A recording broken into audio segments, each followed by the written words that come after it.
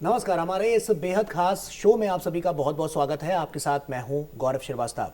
दिव्यांग व्यक्तियों का सम्मान और सशक्तिकरण। जी हां, हमारा विषय यही है कि दिव्यांग व्यक्तियों को किस तरह से जो हम देख रहे हैं कि आज के जो समाज में उनको किस तरह से जो उनके अधिकार हैं उसको लेकर किस तरह से वो आगे बढ़ते हुए नजर आ रहे हैं। और साथ ही सबसे बड़ी बात कि आज के समाज की जब हम बात करते हैं वहां पर दिव्यांगों का क्या स्थान है, किस तरह से उनके सामने जो तमाम समस्याएं आती हैं उसको वो पार पाते हैं, किस तरह की चुनौतियां आती हैं। आज इसी विषय पर हम बातचीत करेंगे। और न्याय विभाग जो कि हम देख रहे हैं कि उनके लिए, उनको सशक्त करने के लिए, उनको और ज्यादा मजबूत करने के लिए तेज गति से आगे बढ़ता हुआ नजर आ रहा है। तो ऐसे में वहां उनके लिए क्या क्या प्रावधान रखे गए हैं, किस तरह से वो आगे बढ़ सकते हैं और मुख्य धारा में इस देश की जुड़ सकते हैं, और जिसके लिए सरकार भी लगातार हम देख रहे हैं तमाम प्रयास करती हुई नजर आ रही है। बहुत ही खास मेहमान भी इस शो में हमारे साथ जुड़ रहे हैं। तो आइए उन्हीं से सबसे पहले आपका परिचय करवा दें। आपको बता दें कि हमारे साथ इस वक्त अरमान अली जी हैं जो कि हमारे साथ जुड़ रहे हैं, और ये executive director national centre for promotion of employment of disable people से हैं। सर बहुत स्वागत आपका। और उसी के साथ साथ हमारे साथ अमर जैन जी भी हैं जो कि कॉर्पोरेट लॉयर है, एक्सेसिबिलिटी प्रोफेशनल एंड को फाउंडर मिशन एक्सेसिबिलिटी। सर आपका भी बहुत बहुत स्वागत है। सबसे पहले मैं अरमान जी आप ही से शुरुआत करना चाहूंगा।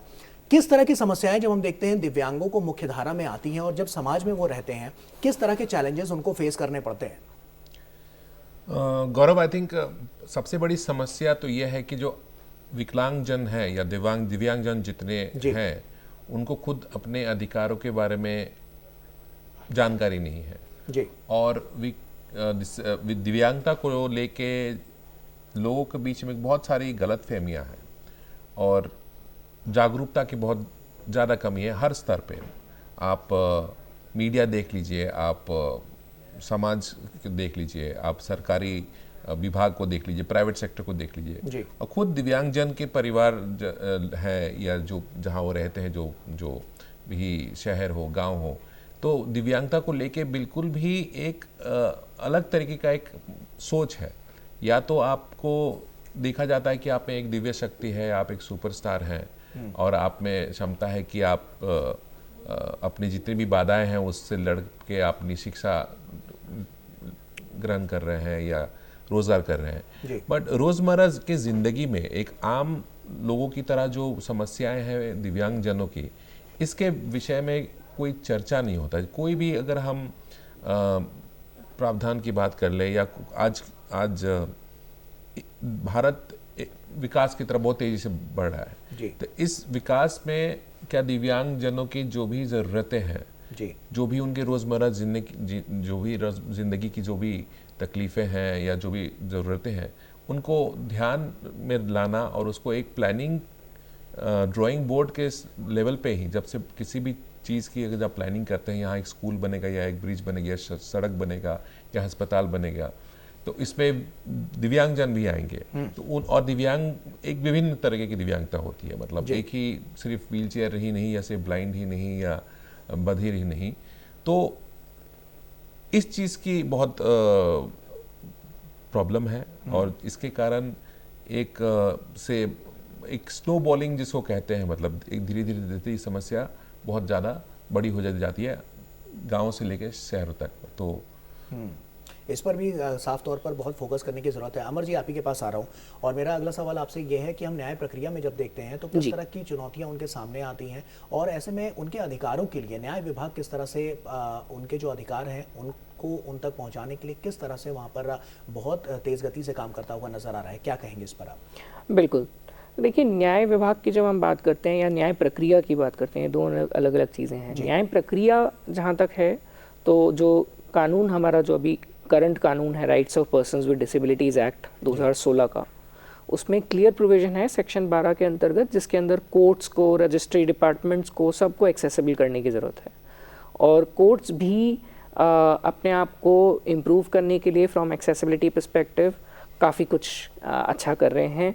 Delhi high court for example एक मॉडल कोर्ट की तरह एक एग्जांपल सेट कर रहा है थ्रू एक्सेसिबिलिटी कमिटी, जिसमें काफ़ी सारे इनिशिएटिव लिए गए हैं, जैसे पर्सन्स विद डिसेबिलिटीज़ के मैटर्स को प्रायोरिटी लिस्टिंग दी जाती है या एक फिक्स टाइम दिया जाता है, ताकि जो स्पेसिफिक डिसेबिलिटीज़ को अकोमोडेशंस चाहिए, जैसे कि इनविजिबल डिसेबिलिटीज़ को मान लीजिए रिलैक्सिंग रूम्स चाहिए या जो भी, तो उनको उस टाइप की अकोमोडेशंस भी मिल पाएँ। अपने ई फाइलिंग सिस्टम्स को सबको एक्सेसिबल किया जा रहा है। एक बात तो ये हो गई कि न्याय प्रक्रिया अपनी तरफ से क्या कर रही है। दूसरा एक प्रावधान और है कि rights of persons with disabilities act में कि अगर इस कानून का किसी ने उल्लंघन किया तो उन ऑफेंसेस को ट्राई करने के लिए एक स्पेसिफिक कोर्ट्स, स्पेशल कोर्ट के नाम से उनको सेटअप किया गया है, वो केवल डिसेबिलिटी मैटर्स को देखते हैं। तो अगर किसी दिव्यांग व्यक्ति को अपने कानून की मदद से अपने अधिकारों का उपयोग करना है तो कानून डेफिनेटली उसकी बहुत सपोर्ट कर रहा है और उनके लिए बहुत कुछ स्टेप्स लिए जा रहे हैं।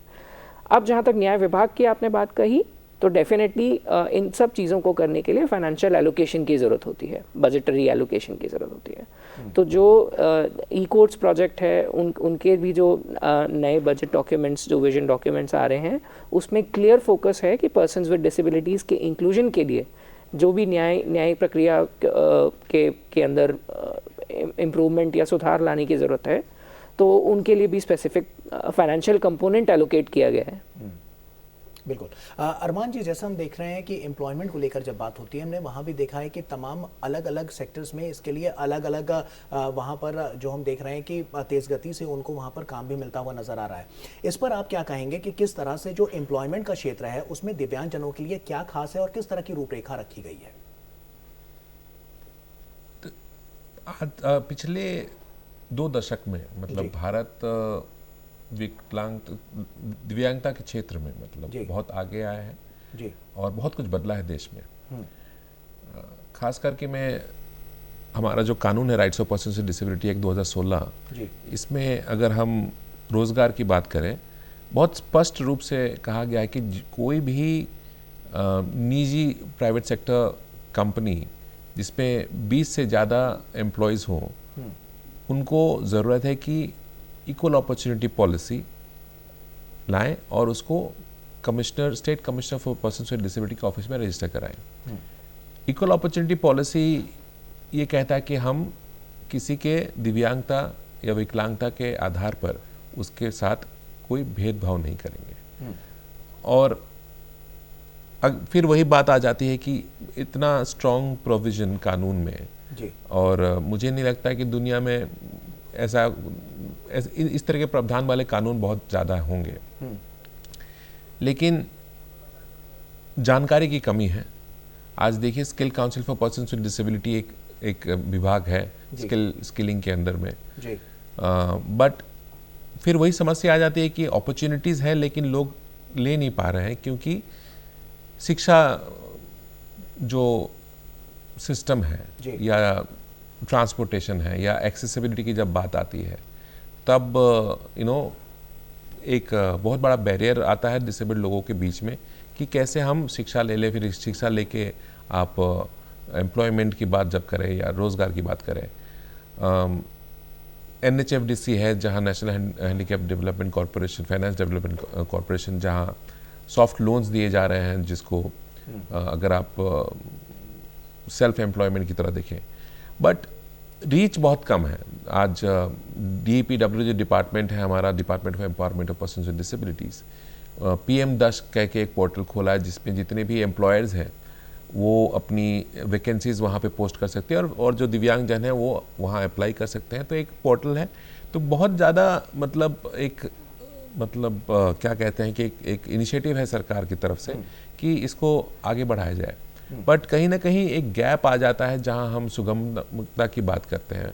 अगर कोई छोटे से शहर में रहता है, मान लीजिए अगर वो गुवाहाटी से है या रायपुर से है या कानपुर से है और जॉब करने उसको गुड़गांव आना पड़े या बम्बई जाना पड़े, तो फिर वो अपॉर्चुनिटी नहीं ले पाते हैं। मतलब हालांकि अब काफ़ी सेक्टर्स हैं ऐसे, जैसे IT, ITS तो पिछले 2 दशक से विकलांगजन को नौकरी प्रदान कर ही रही हैं, और बट एक इकोसिस्टम की कमी है। मतलब एक चीज़ है तो दूसरा चीज़ क्या लगता है आपको कहाँ फोकस करने की अभी बहुत ज़्यादा ज़रूरत है अगर इस हम तमाम क्षेत्रों की बात करें तो शिक्षा या रोजगार में एक मतलब नॉन निगोशिएबल है इज़ एक्सेसिबिलिटी, सुगमता। अगर सुगमता नहीं होगी तो फिर आप स्कूल नहीं जा पाएंगे। अगर स्कूल का जो प्रक्रिया है और सिस्टम जो है, कैरिकुलम है या पढ़ाने का तरीका है, वो अगर एक्सेसिबल नहीं होगा और रीजनेबल अकोमोडेशन नहीं होगा तो फिर शिक्षा ग्रहण करना, आप देख सकते हैं सरकारी आंकड़े हैं कि एनरोलमेंट 23% के बराबर होता है प्राइमरी लेवल पे जी। और जब तक सेकेंडरी तक आते हैं वो 0.5% हो जाता है।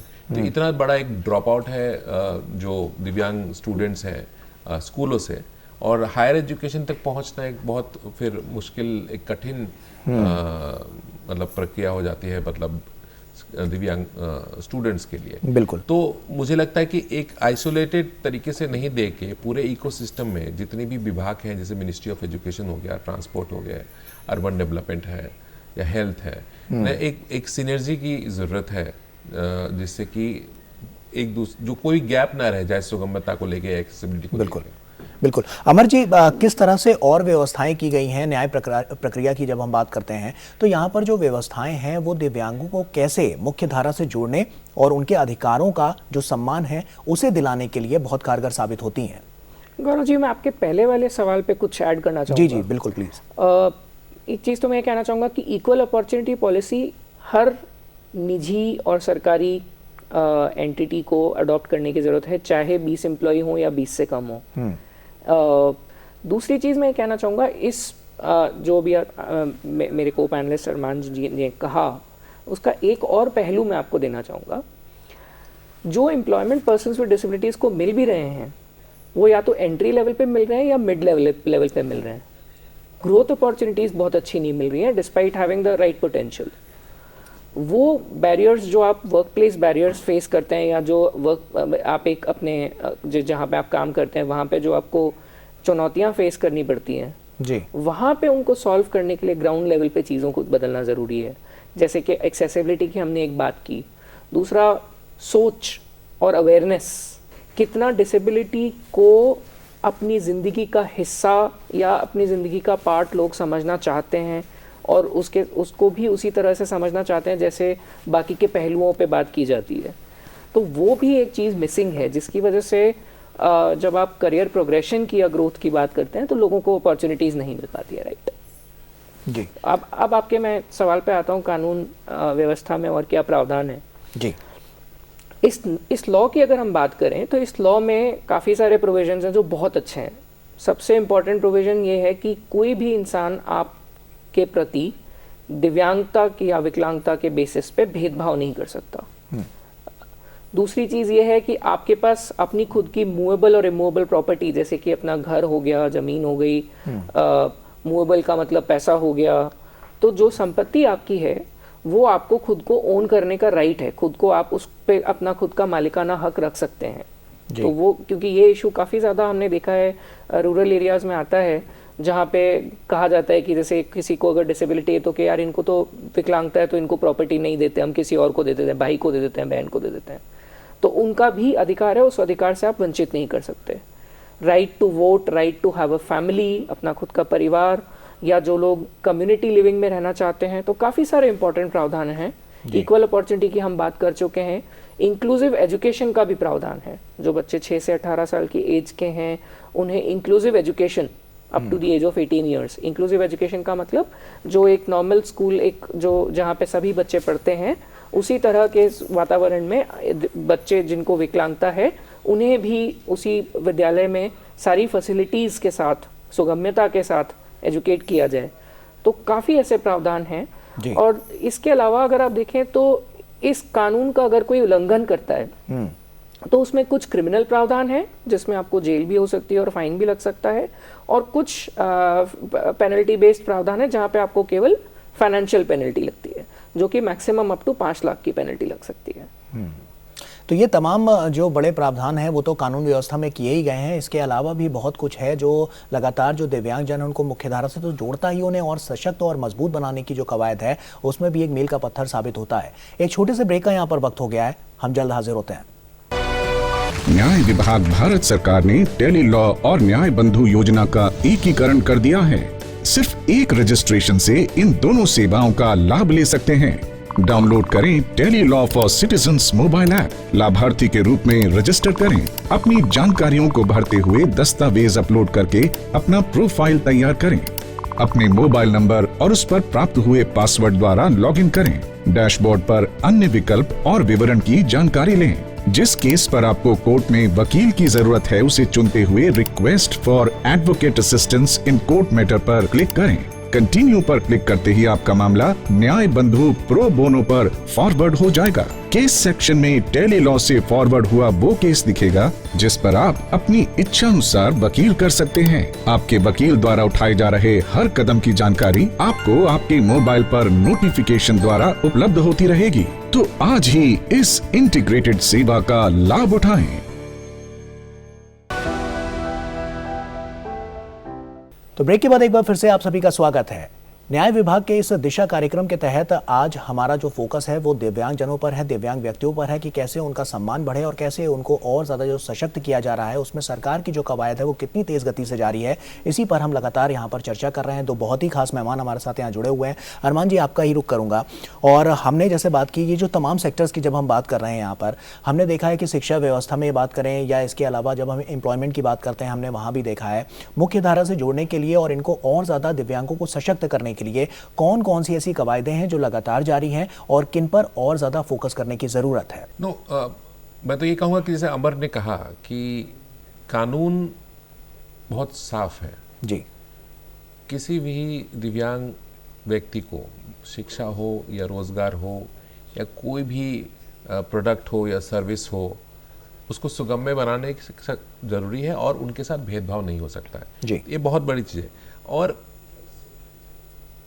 इसके बावजूद इन सारी प्रावधानों के लिए कोई ऐसी प्रक्रिया नहीं है कि लोगों में जागरूकता आए। और जैसे आपने प्रोग्राम किया, तो इस तरीके के और प्रोग्राम करने की जरूरत है हर स्तर पे, हर मतलब जागरूकता और ज़्यादा लाने की जरूरत है। आई थिंक ये बहुत बड़ा हमारे लिए एक बैरियर है जो बहुत बड़ा बाधा है हमारे लिए जी। शिक्षा को लेके अगर हम बात करें तो हायर एजुकेशन का आप आंकड़े अगर देखेंगे तो जो नेशनल एवरेज है 27% है, मतलब एनरोलमेंट का। विकलांगजन जब आते हैं तो वो 0.05% पे जी। तो शिक्षा अगर आप नहीं ले पाएंगे, उच्च शिक्षा या स्किलिंग नहीं कर पाएंगे आप जी, और बजट अगर नहीं होगी आपके पास एप्रोप्रिएट बजट हर जगह। आप देखिए हमारा डिपार्टमेंट बहुत अच्छा काम कर रहा है, मतलब हर स्तर पे नोडल एक एजेंसी की तरह बहुत अच्छा है। Lot of initiatives are there. तो जैसे आप जब जाते हैं, आप ऐसे दिव्यांगों से जब मिलते हैं तो वहाँ पर आप क्या, मतलब उनके मन में क्या चल रहा होता है, किस तरह की भावनाएं होती हैं, ज़रा थोड़ा दर्शकों को बताइए जिससे और ज़्यादा आसानी हो उनके इस दर्द और पीड़ा को समझने में। बहुत ज़्यादा ज़रूरत है नौकरी की जी। हाँ, मतलब रोज़गार, नौकरी हो या सेल्फ एम्प्लॉयमेंट हो। मेरे ऑफिस में रोज़ कम से कम मतलब सैकड़ों लोग फ़ोन करते हैं या मांगते हैं अपॉर्चुनिटीज़ जॉब्स के। उसकी बहुत ज़्यादा कमी है क्योंकि अगर रोज़गार देखा जाए तो सुगम्यता नहीं होने के, एक्सेसिबिलिटी नहीं होने के कारण एक दिव्यांग व्यक्ति पब्लिक ट्रांसपोर्ट यूज़ नहीं कर पा रहा है। अपने घर से निकल के वो बस स्टैंड तक या मेट्रोज तक या कोई एक टैक्सी या ऑटो लेके वो जहाँ उनका कार्यालय है वहाँ नहीं पहुँच पा रहे हैं, और कार्यालय जहाँ है क्या वो सुगम्य है। तो इस तरह के चैलेंजेस बहुत हैं एंड मुझे लगता है कि इनको एड्रेस किए बिना एक अगर आप जॉब्स क्रिएट कर रहे हैं कि मैं जॉब मेरे ऑफिस में देने के लिए तैयार हूँ लोगों को, लेकिन आपका ऑफिस एक्सेसिबल नहीं है, आपका सिस्टम एक्सेसिबल नहीं है तो, और आपके पास जो पॉलिसीज़ हैं, मतलब वो पॉलिसीज़ भी ऐसा नहीं हो कि आपके साथ भेदभाव हो रहा हो किसी मतलब रिक्रूटमेंट पॉलिसी या प्रमोशन पॉलिसी। पिछले 20 साल से भारत में, मुझे लगता है उससे पहले से भी, बट पिछले 20 साल से प्राइवेट सेक्टर बहुत आगे बढ़ के आया है और एक employment of persons with disability को एक प्रायोरिटी देता है। बट उनको भी चैलेंजेस हैं। एक तो उनको जिस क्वालिफिकेशन के, जो स्किल के लोग चाहिए वो मिल नहीं पाते हैं, और मिलते हैं तो फिर एक माइग्रेशन का बहुत बड़ा प्रॉब्लम है। अपना घर और अपना ज़िला या अपना शहर छोड़ के एक दूसरे शहर पे जाके पूरा इकोसिस्टम सेट करना, तो वो एक बहुत बड़ा हर्डल है डिसेबल्ड लोगों के लिए। एंड मुझे लगता है कि अगर आप अपने जितने पॉलिसीज़ हैं, अपने सिस्टम्स हैं, अगर देखें और उस जिसे हम तैयार करते हैं कि हर व्यक्ति के लिए उसमें दिव्यांगजन के जो भी ज़रूरतें हैं बेसिक है, किसी अन्य व्यक्ति की तरह ही है, मैं व्हीलचेयर यूज़ करता हूँ, तो मुझे कोई जो सीढ़ी यूज़ कर रहा है, मुझे एक रैम्प चाहिए, और रैम्प ऐसा नहीं कि मैं यूज़ करता कोई और नहीं यूज़ कर पाएगा, वो सबको यूज़ कर पाएगा। तो अगर कोई भी इंफ्रास्ट्रक्चर या कोई भी सिस्टम या कोई भी सर्विस अगर वो सुगम्य होता है दिव्यांगजन के लिए, तो सबके लिए सुगम्य होता है। वो किसी को भेदभाव नहीं करता, चाहे वो एल्डरली हो जाए, बच्चे हो, या कोई टेम्परेली कोई बीमार हो, या किसी तरह से उसको फ्रैक्चर हो, सर्जरी हो, या महिलाएं जो होती है प्रेग्नेंट है, या छोटे बच्चों के साथ चलती हैं, तो ये कोई भी सिस्टम, कोई इन्फॉर्मेशन अगर एक्सेसिबल हो जाएगा और आपकी इंफ्रास्ट्रक्चर एक्सेसिबल होगी, तो भारत एक देश ऐसा है कि कंस्ट्रक्शन, इट्स अंडर कंस्ट्रक्शन, बहुत डेवलपमेंट प्रोजेक्ट्स हैं। सड़कें देख लीजिए, फ्लाईओवर्स देख लीजिए, पेवमेंट देख लीजिए, स्मार्ट सिटीज हो जाएगा, कई तरह के स्कीम्स है चल रहे हैं। आप बजट देख लीजिए, कितना इंफ्रास्ट्रक्चर पिछले बार दिया गया, स्टार्टअप इकोसिस्टम को देख लीजिए। तो इन सारी चीज़ों में मुझे लगता है कि वक्त आ गया है कि जहाँ की आप डिसेबिलिटी को एक कोर बना के चले, एक सेंटर पॉइंट हो जहाँ से सब चीज़ जुड़ा रहे। बिल्कुल, वो व्यवस्थाएं बहुत ज़रूरी हैं। अमर जी, आपका रुख कर रहा हूँ। अमर जी, जैसा कि न्यायिक प्रणाली की तो हम बात कर ही रहे हैं, साथ ही साथ आपने एक लंबा चौड़ा अनुभव आपका रहा है, तो ऐसे में वहाँ पर जब दिव्यांग आपसे जब मिलते हैं आकर, तो वो मतलब किस तरह से उनको जो परेशानियाँ होती हैं वो बताते हैं आपसे, और कैसे उनका निवारण करने के लिए किस तरह की चुनौतियाँ उनके सामने आती हैं, किस तरह के उनको जो तमाम प्रॉब्लम्स हैं वो फेस करने पड़ते हैं, तो कैसे उसका निवारण किया जाता है, और न्याय प्रक्रिया की जब हम बात कर रहे हैं तो वहाँ से कैसे इसके लिए दूरगामी जो नतीजे हैं वो निकलते हुए सामने आ रहे हैं? बिल्कुल, देखिए, दो चीज़ें बहुत इम्पोर्टेंट हैं गौरव जी इस पूरे डिस्कशन में। एक तो हमने बात करी कि जो खुद विकलांग लोग हैं, दिव्यांग लोग हैं, उनके अंदर अवेयरनेस और सेल्फ एडवोकेसी, अपने खुद के लिए खड़ा होने की क्षमता और सोच होना बहुत ज़रूरी है जी। दूसरी चीज़ ये है कि अनफॉर्चुनेटली इस इशू को लोगों ने अपनी आम जिंदगी का हिस्सा नहीं बनाया है जी। तो जब कोई एक विकलांग व्यक्ति किसी बैंक में अप्रोच करता है कि मुझे बैंक अकाउंट खोलना है, तो जो ब्रांच मैनेजर होगा या जो ब्रांच में स्टाफ होगा वो सोचेंगे इनको कैसे बैंक अकाउंट दे सकते हैं जी। तो वो उनको एज ए रिस्क दिखता है। लेकिन जो हम सोचना और समझना भूल जाते हैं कि हमारी ज़िंदगी में भी वही चीज़ें चाहिए जो एक आम इंसान की ज़िंदगी में ज़रूरत पड़ती है जी। मैं अगर देख नहीं सकता तो मुझे भी एक ऐसा प्रेस चाहिए, इस्त्री मशीन चाहिए जो मैं एक्सेसिबल तरीके से यूज़ कर पाऊँ, वॉशिंग मशीन चाहिए जो मैं एक्सेसिबल तरीके से चला पाऊँ, राइट। तो जब हम कुछ डिज़ाइन करते हैं, कुछ बनाते हैं, उसमें हम डिसेबिलिटी, जैसे हम बाकी चीज़ों के लिए यूज़र स्टडी करते हैं, हम चेक करते हैं कि किस ग्रुप की क्या रिक्वायरमेंट्स हो सकती हैं, डिसेबिलिटी ग्रुप तब तक नहीं सामने आता जब तक कोई कंप्लेंट ना आ जाए या जब तक कोई आवाज़ ना उठा दे जी। वो सोच जब तक हमारी नहीं बदलेगी तब तक ये चैलेंजेस सेम रहते हैं। तो जब मेरे पास जो केसेस आते हैं या जो लोग आते हैं, 99% लोगों की प्रॉब्लम ये होती है कि या तो उन्हें किसी चीज़ के लिए मना कर दिया जाता है जी, या उन्हें मतलब अगर मना नहीं करते तो उनके प्रति अच्छा व्यवहार नहीं होता लोगों का जी। क्योंकि लोग अभी भी काफी बार लोग किसी की विकलांगता तो अमर जी, इस मतलब उनके अधिकारों का सम्मान आखिर कैसे हो, उसके लिए क्या प्रावधान है? देखिए, प्रावधान है, लॉ में प्रावधान है जी, लेकिन हर इंसान और हर चीज के लिए आपको लॉ का सहारा लेना पड़े जी, तो ऐसा तो हम सिस्टम नहीं क्रिएट करना चाहते। बिल्कुल, अल्टीमेटली तो हमें वहीं पहुंचना है कि जैसे सबका साथ सबका विकास की बात हमारी सरकार करती है जी, वैसे ही विकलांग लोगों का भी साथ में उसी स्पीड पे और उसी तरीके से विकास होना चाहिए। बिल्कुल, राइट। तो जब लोग आते हैं तो लोग ये बात करते हैं कि जैसे भेदभाव हुआ या मुझे कोई चीज़ डिनाई कर दी गई या मैं कोई चीज़ एक्सेस नहीं कर पा रही क्योंकि वो एक्सेसिबल नहीं है जी। तो जब तक ये हमारी आम जिंदगी का हिस्सा नहीं बन जाता जी, तब तक ये चैलेंजेस रहते हैं जी। अब उन्हें दूर करने के लिए chief commissioner for persons with disabilities ये एक अथॉरिटी है इसी एक्ट के अंदर, rights of persons with disabilities act में, जो सेंट्रल लेवल पे है, और ऐसे ही state commissioner for persons with disabilities हैं जिनका काम है और जो अपना काम काफी अच्छे से कर रहे हैं कि जो प्रावधान का जिस प्रावधान का उल्लंघन होता है वो ना केवल न्याय प्रणाली के थ्रू दंड दे रहे हैं या लोगों को फैसले सुना रहे हैं, वो समझाने का काम भी कर रहे हैं। देखिए, अब हम अपने इस खास शो के बिल्कुल एकदम अंतिम पड़ाव पर हैं, तो मैं चाहूँगा कि आप जल्दी कम शब्दों में जी। ही आप जो अपना मैसेज देना चाहते हैं वो कन्वे करें। प्लीज पहले आप अरमान जी। तो मुझे लगता है कि डिसेबिलिटी इंक्लूशन जी। को एक कंप्लायंस में लाना पड़ेगा आपको। जी जैसे कि हम जीएसटी के बिना बिजनेस नहीं कर पाते हैं, जी।